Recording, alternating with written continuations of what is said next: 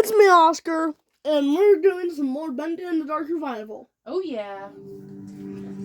We're gonna be starting by helping out Big Steve, and just doing some other things. Oh yeah, we're doing the Big Steve errand tonight. Yeah. Oh yeah. I'm so excited by the progress we made in my game. In what game? In my save file, Really? Yeah. Hold on. Road game. Luckily, we saved there. Okay. Or else we would be stuck there with Ship Hoyt. Okay.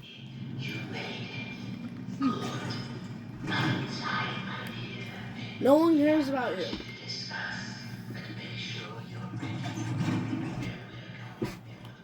Blah blah blah blah blah. We all know. All right.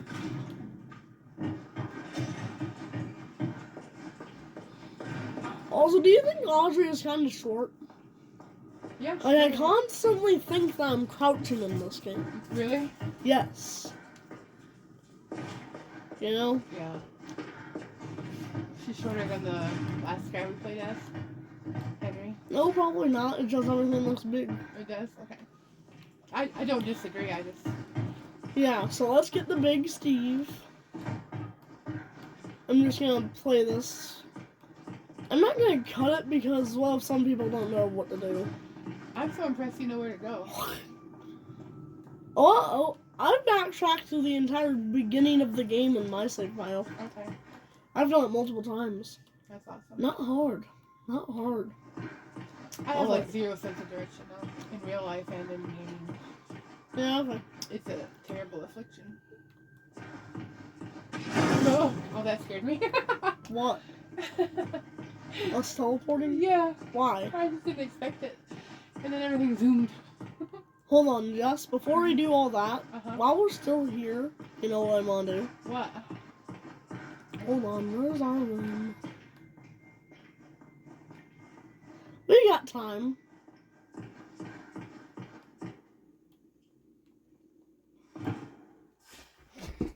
The Mug and the Maiden. Here. Volume 1. By Sir Wilton Moore. Chapter 1. The Dangerous Forest.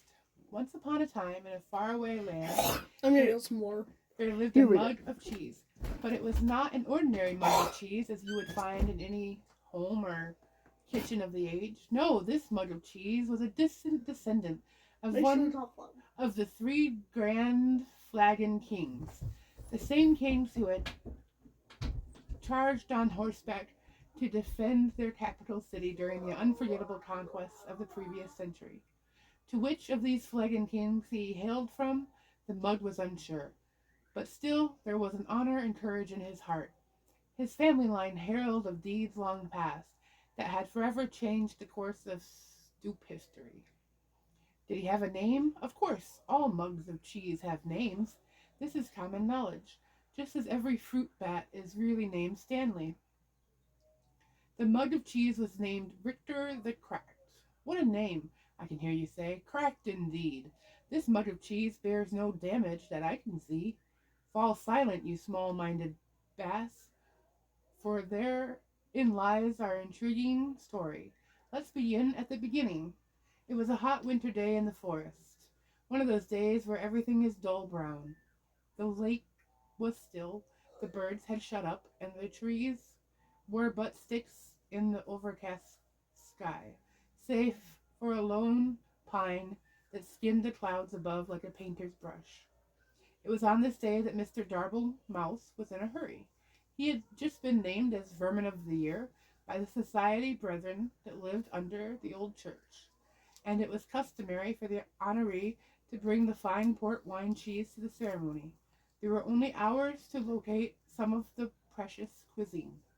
Fortunately, Mr. Darble Mouse knew exactly where to find it, the dark cellar below the governor's castle. But unfortunately, as he approached the loose plank of wood in the old wall, he failed to realize that the heavy rains that had come during the night had passed moisture into the plank, making it far heavier than usual. Thus, when he pushed the plank with all his might, it lifted just enough to push his body only halfway through. But his strength just couldn't contend with the weight of the plank, and his arms failed. The plank snapped back down, crushing him flat. After all this, the story is not about Mr. Dartlemouse, or had you forgotten the mug of cheese already? I can see how you might connect the two. Mr. Dartlemouse was, after all, looking for cheese, and we were talking about a mug of cheese just before. Sadly, I must inform you that there is no relation between Richter the Cracked and a rodent who is now nothing more but smushed guts inside the wall. Except there is, for it was the death of Mr. Dartlemouse that started all the trouble. You What page see, are you on? 2, Page 2? you see, when the things die, they tend to smell, and that's just what Mr. Dartlemouse did. So what has happened? But that's not all. Oh, give me a recap. I'm still reading. Okay. His body, pinned between the outside and inside of the wood wall, had made a perfect passage for the hot winter winds. The winds, therefore, carried the stench of the decaying mouse carcass deeper into the governor's home. Like a snaking, twisting wisp of terror, the smell settled into a tavern near the courtyard of the castle. Here soldiers would spend many long hours when there was no bloodlust to soothe with battle. Strong ales and red meats filled this menu from back to front at the rustic medieval greasy spoon. Mostly the customers came to look upon the barmaid Maxine, who was actually named Rita. Rita was by far the best-looking creature in all the Governor County. There was a beautiful deer woman just over the hill, but no one knew that. By day, Rita scrubbed the tavern so clean you could eat off of it, which was fortunate, as it was a place you indeed would be eating, since it was a tavern. By night, she served her customers with charm, grace, but mostly with drinks. Did I mention that Rita was married? Well, I am mentioning it now. Rita was married. Her husband's name was James. He didn't do much until he died. The smell of Mr. Dartlemouse knocked him flat, and that, my friends, was that. Oh dear, this story has barely begun, and already we've killed 2 major characters. Can I play airport? Yeah, sure. Like, I put things in my suitcase, and then I pretend I'm at, like, almost in a plane. Okay, sounds good. Not now, please. Since you've stopped, can you give me a short recap? No, let me keep going. Wait, in this page. Needless to say, Rita was deeply distressed by the whole thing, but 20 or so minutes later she realized she couldn't mourn forever and went to buy some cheese. Ah yes, don't worry, dear reader, the time to mention the cheese will probably guide us to meeting our local hero of the day. Also, this is a good time to start a new chapter. So can you give me a recap? Yes, so the story's about a mug of cheese with a funny name, Okay. and then there was a mouse named Mr. Darby Mouse, Okay. and he died in a wall, and now he stinks. Okay. And it's a hot, breezy winter, and this lady lives there in the tavern, and that's where you can smell it. And the smell was so strong it killed her husband. And now the widow, you know, the lady who runs the I know. tavern, she's on the way to buy some cheese. Alright. That's the What recap. was the cheese's funny name? Or was it just named funny name? No, his name is Cracked. Richter the Cracked. Okay. That's Good the, to know. Sounds That's like a mug sounds of like- cheese's name. He's a mug of cheese. I thought it meant like a cracked mug. Like a coffee mug. It said that he was actually has no damage to him, even though he's called Cracked. Oh. He actually has no damage that's visible. Okay. Okay? Okay. Next chapter. Chapter 2. A new chapter. Rita entered the cheese shop with her guns blazing. I am speaking metaphorically, of course, by which I mean she entered the cheese shop quite determined to buy some cheese. This was because just the night before, as her husband James was taking note of a weird smell in the room, she had invented a delicious new concoction, a cheddar cider. It was sure to be a hit with her patrons. After all, the Governor's County only had 2 exports, cheese and grapes, and she couldn't possibly make a drink from a grape. But back to the cheese shop scene. Rita knocked on the counter loudly with her fist, causing the nearby cat to do absolutely nothing, as cats do. From behind the wall, she heard a stir as someone was crashing through piles of cheese to make their way towards her. Emerging gloriously from torn yellow curtains, an old man came into view. He was a giant in stature, with a long, long gray beard.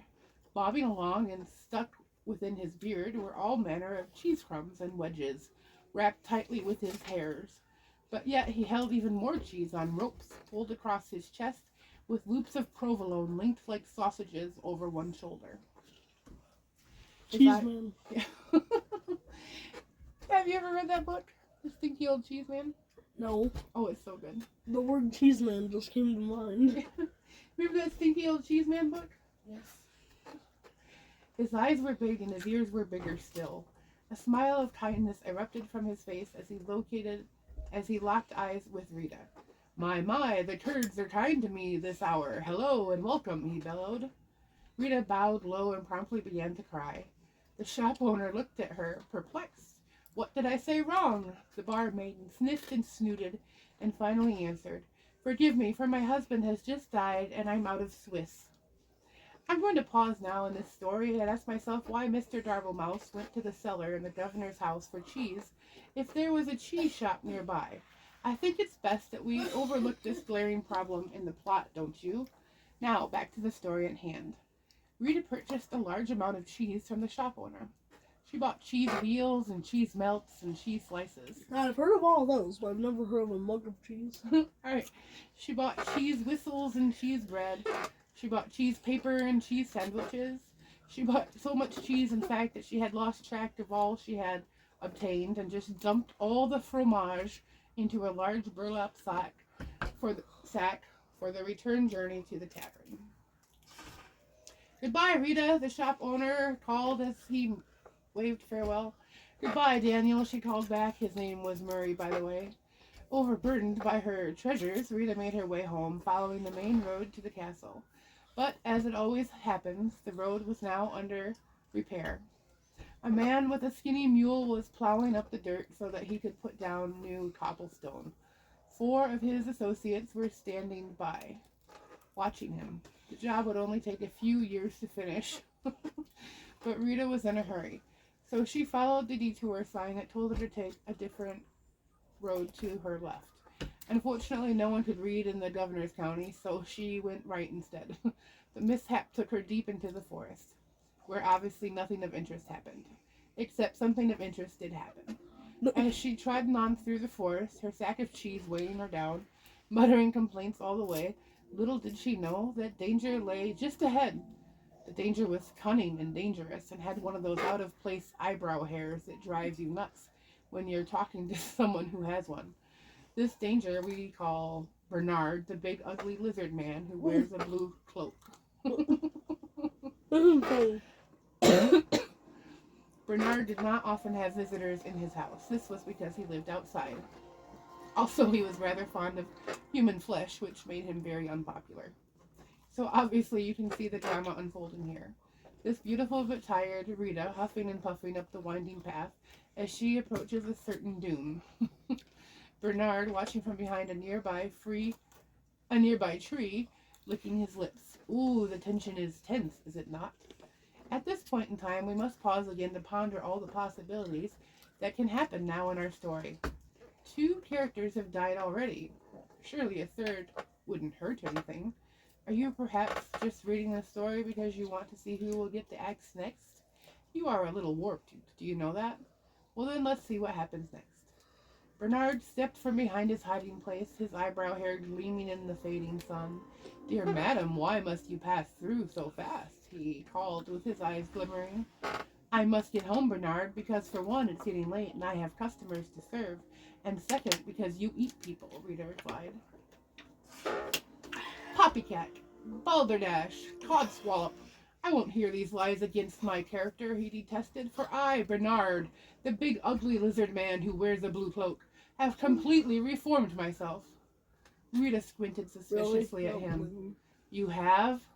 Bernard put a hand to his heart. I have. I no longer prowl or pounce. I won't attack or bounce. I will not kill or maim or tear. I won't crush or even bite you anywhere. I promise I won't devour any more. My gosh, you've become a bore. If you aren't going to be the danger in this story, then I've come all this way with 100 pounds of cheese for nothing, Rita grumbled. She boosted her sack further up her shoulders and turned with an angry grunt. But Bernard waved after her in a panic. Wait, it's all a ruse. I intended to eat you, dear woman. I swear it, he cried. I thought so. It's all a trick, you see, a new angle. It worked on some guy yesterday. Oh, please stay. Rita sighed, her strength just about gone from the long adventure she had taken since she left home that morning. She turned back to face Bernard. All right, she said, but your part in the story better lead to an unexpected turn of events. Oh, Hopefully it it will, does. Bernard clapped and waggled his clawed finger to motion her to draw nearer. Just wait until the next chapter. Hold on. Mm-hmm. I like how this book is self-aware. I can't believe how long it is. I like how it's self-aware and hilarious. Yeah, it's really good. You ready? Yeah. Keep going. Hold on, let me open this. Okay.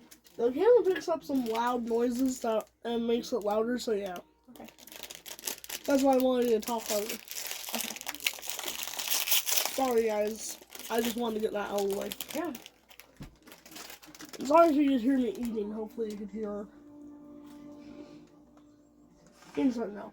Chapter 3, the next chapter. All looked quite dire for Rita. Bernard had her within his grasp.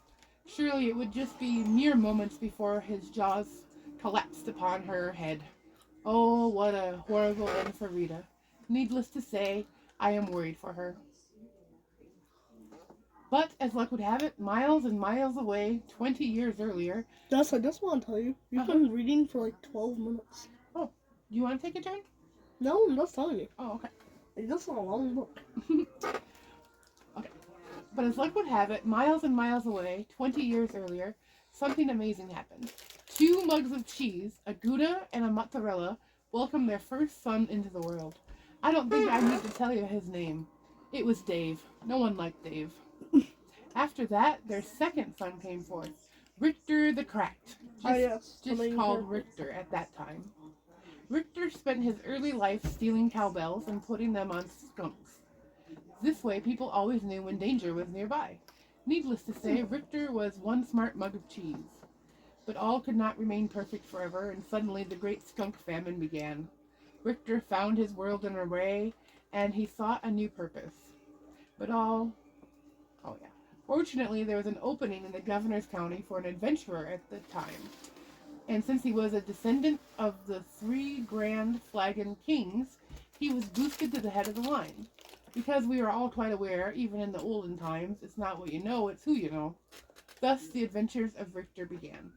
He braved deep dungeons, he slayed the great beasts. He sailed around the world despite the fact that he didn't own a boat. Richter was truly the stuff of legend. But did I mention the curse? Yes, fair readers, there is a curse. A fiendish and terrible curse. One morning while Richter was in the governor's county, he came upon a witch named Witch. This witch had just pulled a pound of cake from her oven, where she then proceeded to start ingesting it, right there on the front walk of her home.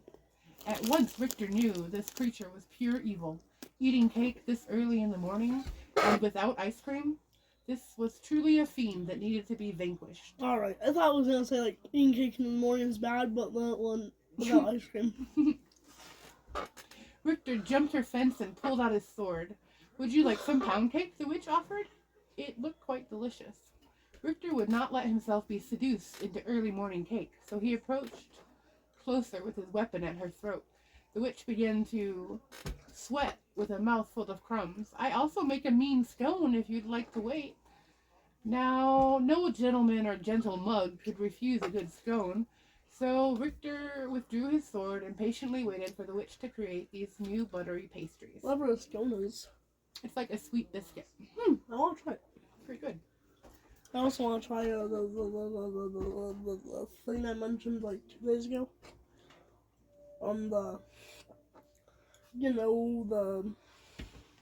The sugar stick, the churro. Oh, churro, yeah, that sounds great. I want to try Vantage churros from the FNAF cookbook. Sounds great. But yeah, anyway, let's get back to the story. So what he didn't know was that the witch accidentally had bumped her table and had added within the mixture a vial of cursed liquid. See, I told you there was a curse. You were fair warned. Of course. The moment Richter ate of the scones, he fell into a deep sleep. The witch, baffled, finished her cake and proceeded to eat a civil service job in a nearby town. To get a civil service job in a nearby town. As the years rolled by, all that remained of the witch's house was carried off by elves and her garden became overgrown. This left only Richter asleep in the forest with no end to his dreaming in sight. But the story thankfully does not end here. For as luck would have it, a giant man covered in cheese with big eyes and big ears wandered past the sleeping mug. In case you've forgotten, this was the cheese shop owner Murray, sometimes called Bill. Unable to resist cheese of any kind, even a mug of the stuff, Murray took Richter to his shop and set him on a shelf. Here Richter sat for many years until this very fateful day. You see, in Rita's haste to gather up all the cheese she had purchased, she had swept a few things that did not belong to her into the sack as well. These items included the cat on the counter, a personalized pen, Murray's cash box, I think she'll be hearing about this one eventually, and last but not least, Richter himself, still deeply asleep. So now that our two stories have come together, let's discover what's happened next to Rita and Richter in the climax chapter. Final 2 pages. Okay. Because each chapter is like 2 pages. Oh wait, it's only Wait, one did I page. miss one? I did. Okay, here we go. Oh. Chapter 4, the climax chapter. It was the same hot winter day in the forest, and Mrs. Darby Mouse was finally starting to get concerned. Just down the road, Rita was being drawn toward an almost certainly bloody and horrific end to her life. Bernard was just moments from taking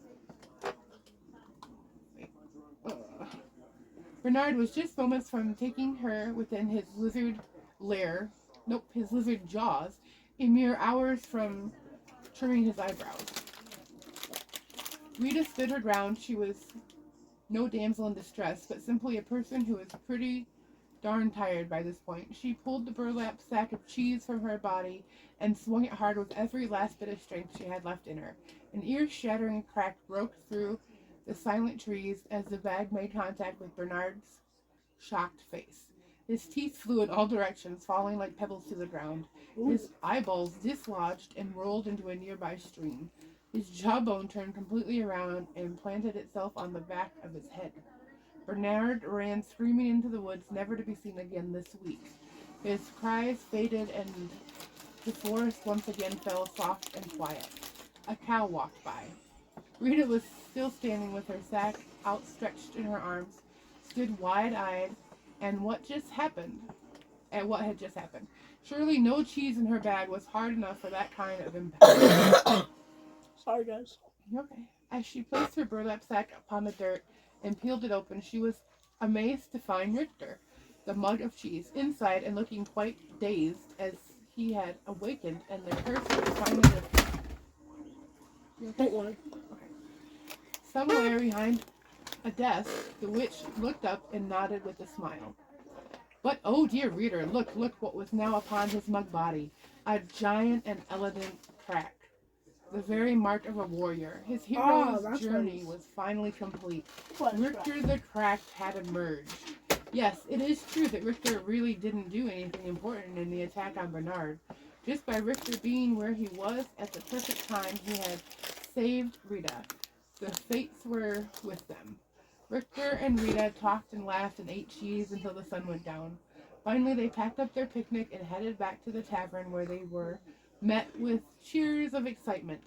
This is mostly because the guys had found out that Rita was now single.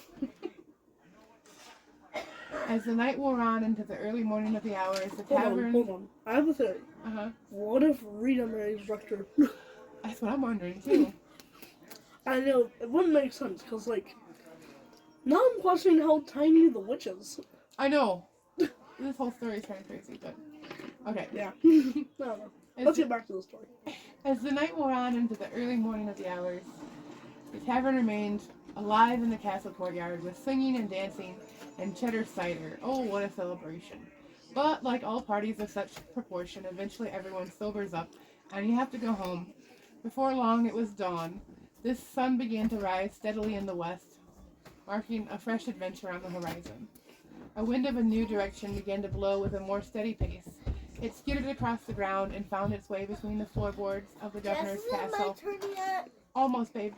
Here, against all odds, it found the barely remaining body of Mr. Darby Mouse. The wind carried the stench far beyond the borders of the castle, over the mountains, and deep within a dark cave where Evil slept. "What the heck is that smell?" said Evil, awakening with hellfire burning behind his eyes. You actually said it? Well, it was a place, Heckfire, sorry. Okay. Eventually, news of the great evil spread from town to town until it reached the ears of Richter the Cracked. He polished his sword and gathered some crumbs of bread to store in his mug. Wearing his best expression of courage, Richter once again set off to conquer the day. His story was not yet over. But for now, dear reader, we return to our own lives, so let us end this tale with one closing thought, shall we? Be we cracked or small or even dead, there's always a purpose to where we are led. Be brave and strong, and lest we forget, fate isn't quite done with any of us yet. The end. Alright. Now I'm gonna start actually playing the game. Alright, I have to go have a Ruby turn, and then I'm gonna have to go home, okay? But Okay. you can keep playing this until, a little bit longer, alright? I'm sorry. Okay, Jess, you better watch the end of this. I know, I will. I'm sorry, it can't be a big long one, okay? We'll have to do a 2B continue. Or not. How many more minutes do we have? I don't know, I'm gonna have a short turn with Ruby, okay? Okay. Don't get mad, okay? Well, guys, I'm gonna try and go feed Big Steve. Okay, guys, I'm gonna try and go find Big Steve and feed him. And also, guys, I'm gonna show you how to get back to the earlier parts of the game because I got really stuck there, you know. So yeah, guys.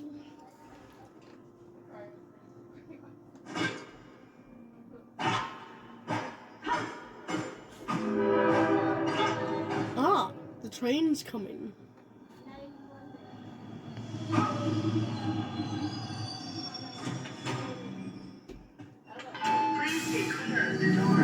Blah blah blah blah blah blah blah blah. Oh, there's 41. Okay.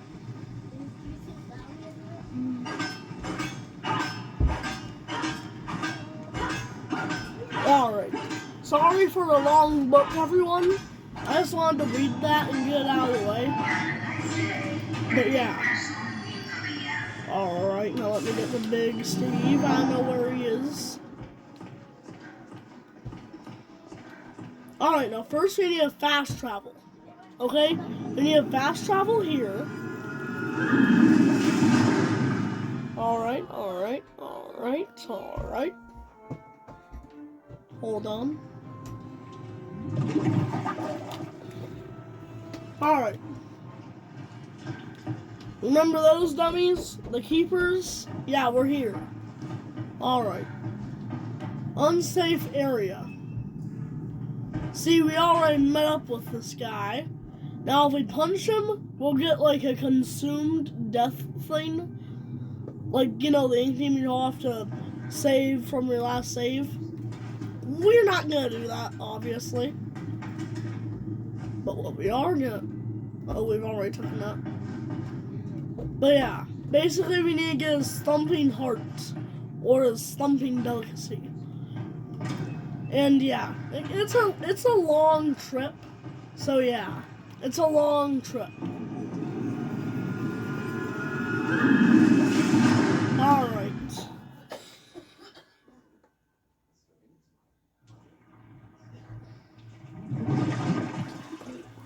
So I need to stop dilly-dallying and wasting my time and start doing this. Alright, so we need to go through Shaft R back to the sewers. Yep, you need to go to where the Teenage Mutant Ninja Turtles live. And the Mock. But no one likes a Mock. You know, no one likes a Mockster. Now anyway.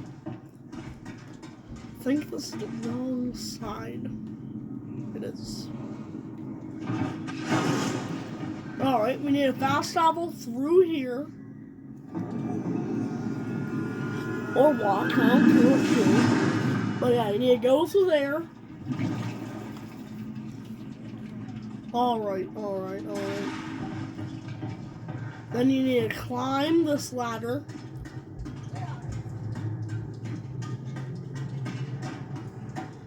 Come on. on, come on, come on. Alright, now you need to go through here. Now, this part is where it gets hard, okay? You'll have to teleport up where the spiders are. See the spiders? You'll need to teleport up.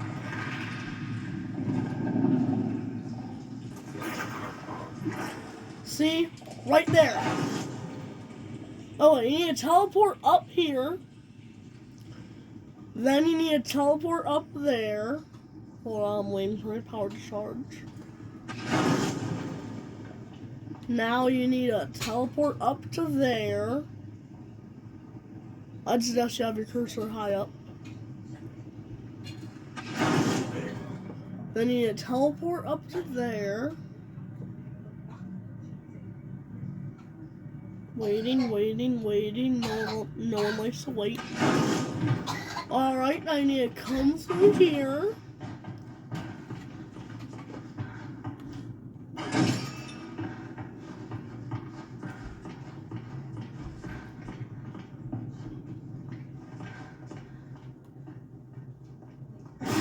Get jump scared by the butcher gang. Yep, of course this happens, of course. Of course this happens. Watch him go back in. Oh. Hey there, fella. Hey there. Hey there, fella. This is weird. You shouldn't be here. What are you? Travel through, I guess? I don't know what on earth that was very weird. That was weird. Yeah, you can go through there. Now this takes you back to like the beginning of the game. This takes you back to the very beginning of the game, basically. Alright. Oh. Come on, I need to wait for my ability. Yeah, teleport across here. Yeah, go back here. Don't mind the guy chasing me. He ain't a problem. Don't mind him. Come on! What? Let me through. Alright, say bye-bye. Alright. Now, we need to go over to where the kitchen is. We haven't had a room down here. Wait, no, this ain't where I need to go. The school.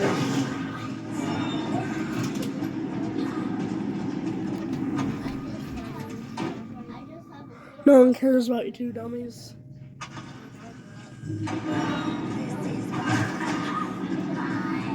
I'll just run my way through here. I'll just run through here! Striker! It's Striker! Well, that's cool. We got a guest appearance from Striker. Hey there. Hey there. What do you want to eat? I get everything. Alright. See this? This is the heart you need.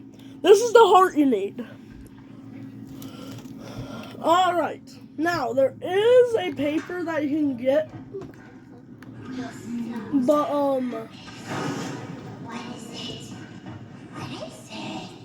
there is a paper you can get. But we'll read that next episode. On my save file. Okay? We'll read that on my save file next episode. So now we need to go all the way back. I think I'm gonna pause the video. He is still here. Guys, there's a bit of, a cut here, but, yeah. I accidentally ended the video, but look at this. Oh, I thought it was here. Have we already triggered it or no? Weird. Alright, never mind. But yeah, I got the heart. Now I'm really close to giving it to him. Also, the thing just kind of glitched there. Now we're riding the train back to the keepers. Then we can give this big fat heart of joy to Big Steve so he can have his thumping delicacy. That's right, we're giving this man joy. We're gonna see him smile. We're gonna see him eat the nastiest of nasties. Wait, hold on. Hold on. I think I just rode the trip to... Really? Well, that was unnecessary. Sorry, guys. Sorry. And yes, there's a cut here. So I'm sorry, guys, but yeah. I accidentally ended the video. Sorry. I did not mean to. Take my apology. And also, I don't know why I have the lowest health possible. If something hits me, I'm dead. Now, anyway. I think in the next episode, we'll be going to the archives. I wanted to go to the archives this video, but yeah. Yeah. Alright, this is where I meant to go. Now, anyway.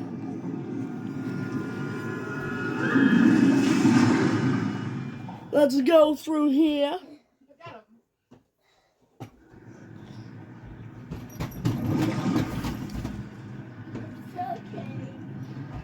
Say hi to the keepers. And go back to Steve. Now let's give this man his delicacy. Jess! Yeah? Come up here. You're gonna see a heartwarming moment. Okay. We're waiting for my accomplice. I'm coming. Right here on the stairs. What else did you look like?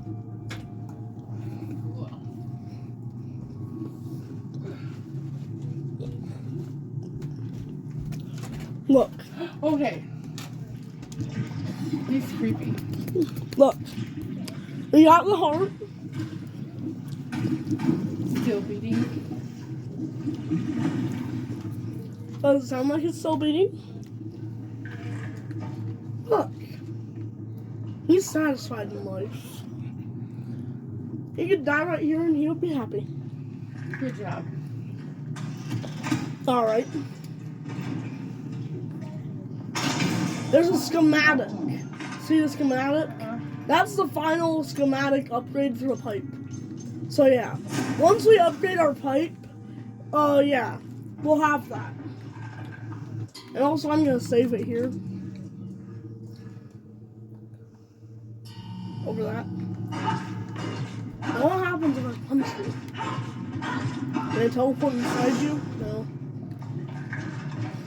That Yeah. didn't take you very long at all. And also, guys, I'm gonna do one thing. Wait, hold on. Does this have anything, like, important?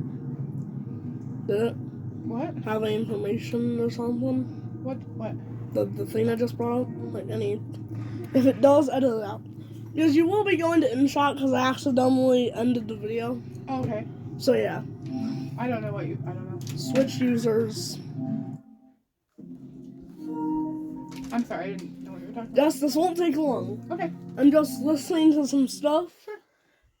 Or actually reading out loud because there's something to do with the mission. So, Cool. yeah. You're awesome. We'll be going back on my save file. The save file where I've upgraded everything and basically got everything. Continue. Blah, blah, blah, blah, blah. Wait, why did I hit continue? No, never mind. Alright. Anyway, right now in the game, I'm trying to find all the hidden meatlies behind the Boris posters. Okay, cool. I'll just finish it like one thing. This is my easy mode save file that I made to collect all the memories. We can look at all of them right now. I'm not gonna read it. Wait, alright. Load game. Artist stressed. Normal mode. Alright. Now anyway. Alright. He's up here drinking. No, you're fucking it right. Hold on. Thank you, Jesse, for that. Glad they weren't $80. Sorry. Feeding time. Oh yeah. Ghost train. Maybe it's an audio log. Maybe.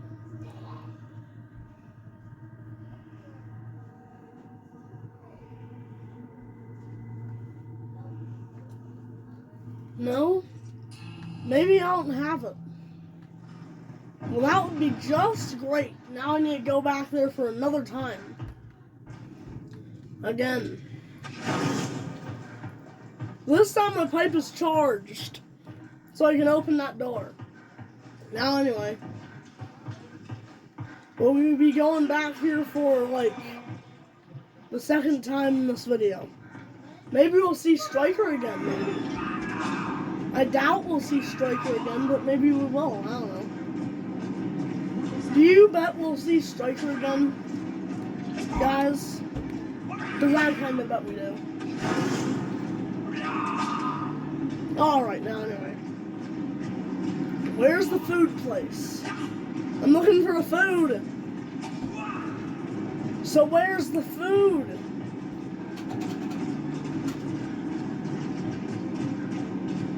I don't like how those two are chasing me.